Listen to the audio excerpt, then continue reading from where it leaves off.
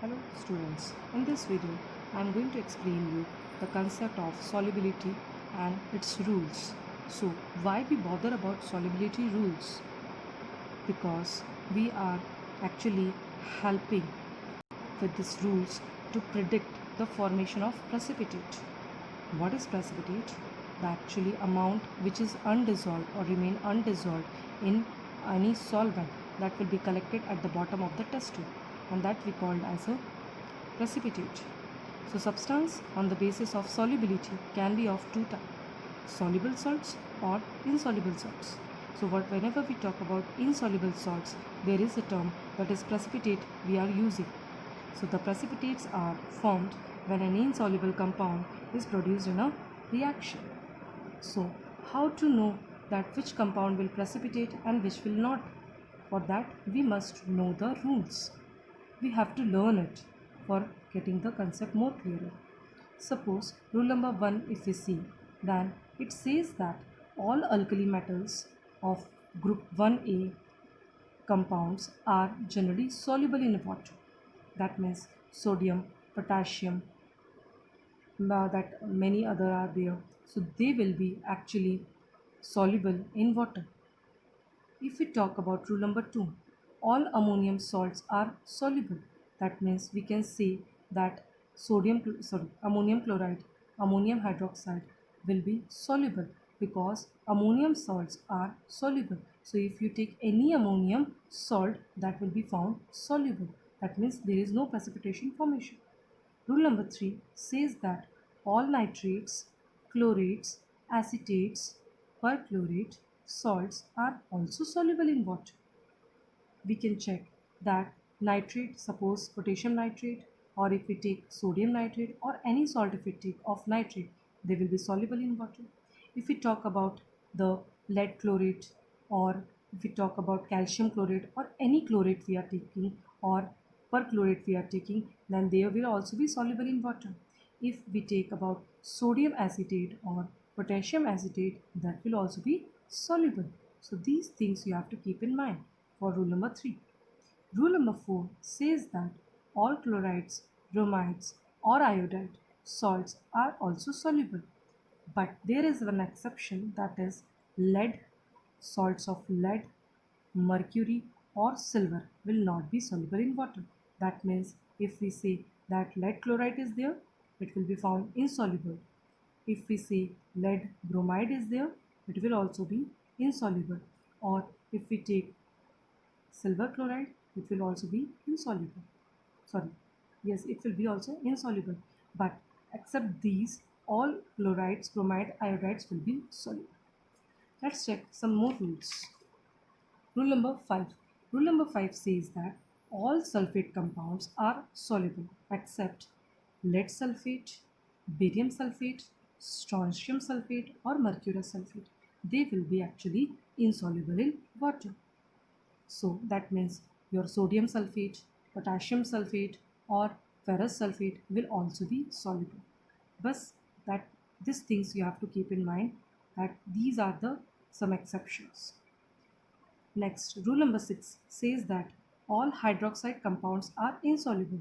That means all hydroxides compounds except barium hydroxide, calcium hydroxide, strontium hydroxide and sodium potassium, that is alkali metal hydroxides, will be soluble, and except these other hydroxide, that is zinc hydroxide, copper hydroxide or any other hydroxides are there, then they will be found insoluble.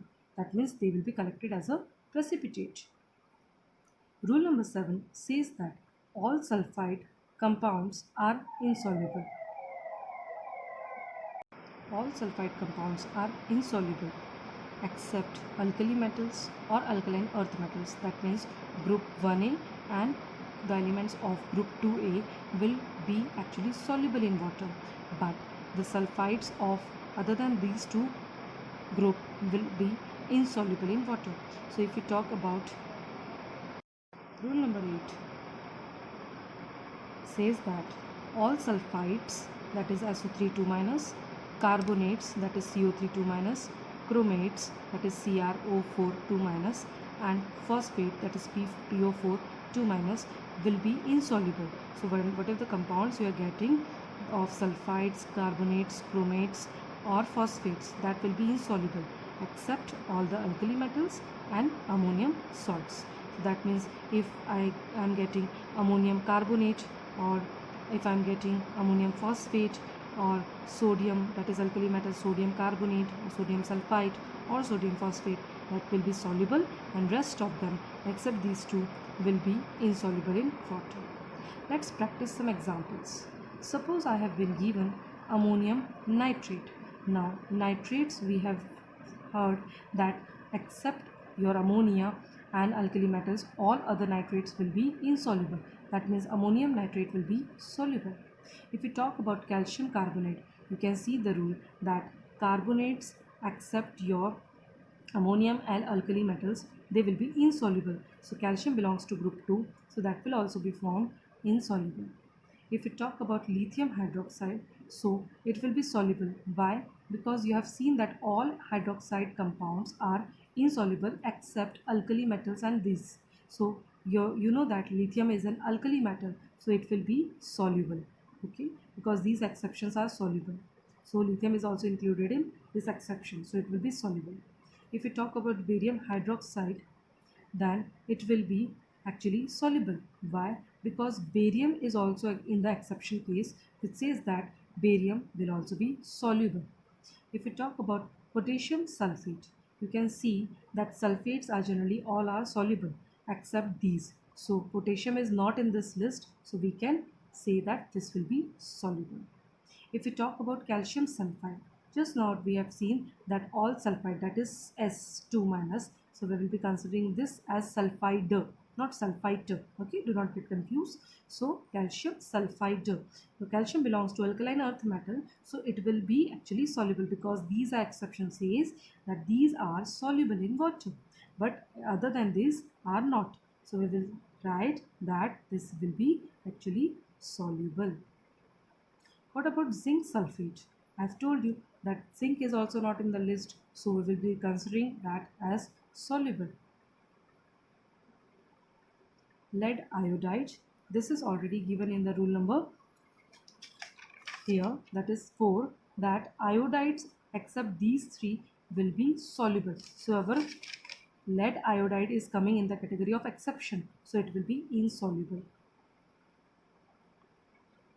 If I talk about the ammonium sulfate, then sulfate means except these all sulfate will be soluble. So ammonium sulfate will also be soluble. I hope you are getting the things that which one will be soluble and which one will be not.